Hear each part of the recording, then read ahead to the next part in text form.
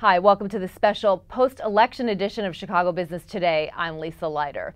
It wasn't exactly the tsunami nationwide that Republicans predicted, but no question Republicans won big, especially here in Illinois, where they now have the majority of seats in the congressional delegation. And it remains to be seen whether the GOP will take the top spot in the state, with the governor's race still in question. Joining me now to talk more about the election results is our political columnist, Greg Hinz. Greg, thanks for being here.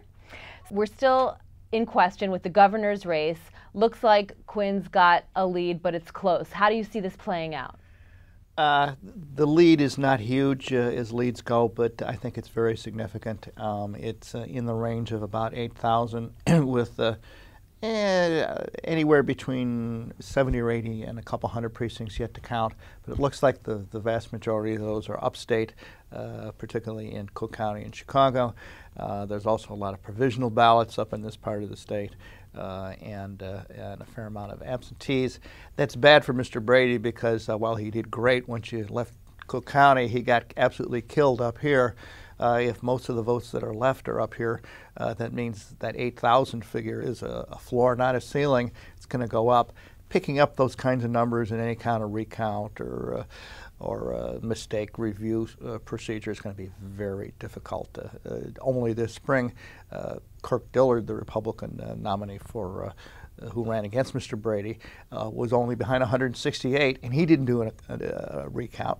This is 8,000 plus. Sure. And so do you see this dragging out a couple of days, a couple of weeks? What do you think will likely happen?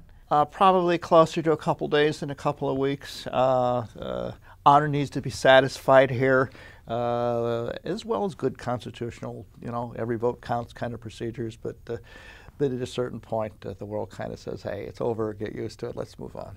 Of course, one of the tightest Senate races in the nation, Kirk and Giannoulias. Kirk was able to beat him. Why did Giannoulias lose? I think he lost for two reasons. One, the national climate. It really was the economy stupid, not you.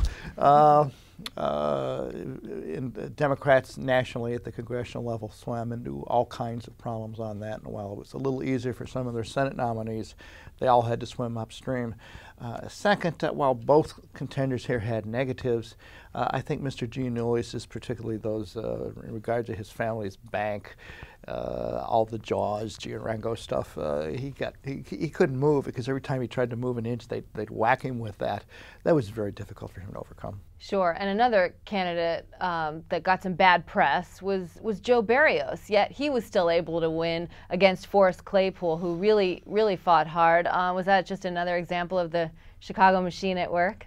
Yeah, I think so. I mean, there really are two stories locally in this election. One is the national tide with the economy, but the other is this supposedly creaky old machine, which is now fueled, at least money-wise and personnel-wise, by organized labor, can do things when it really puts its mind to it. It pulled Pat Quinn back. It really clocked Forrest Claypool after he dared take on the party's nominee for assessor. Mike Madigan still has comfortable control of the Illinois House. John Colton still has comfortable control of the Illinois Senate. And since it looks like Pat Quinn is going to win, I'll say that guardedly, that means that guess who picks the map, who all these new Republican congressmen have to run in 2 years? The Democrats. And the Democrats did lose a chance, though, to pick up that House seat vacated by Mark Kirk, Dan Seal's third-time candidate. He couldn't do it either. What happened there? Yeah, the worst showing for the Democrats on Tuesday was at the U.S. House level, where not only did they not pick up this open seat in the 10th, but Debbie Halverson lost in the southwest suburbs.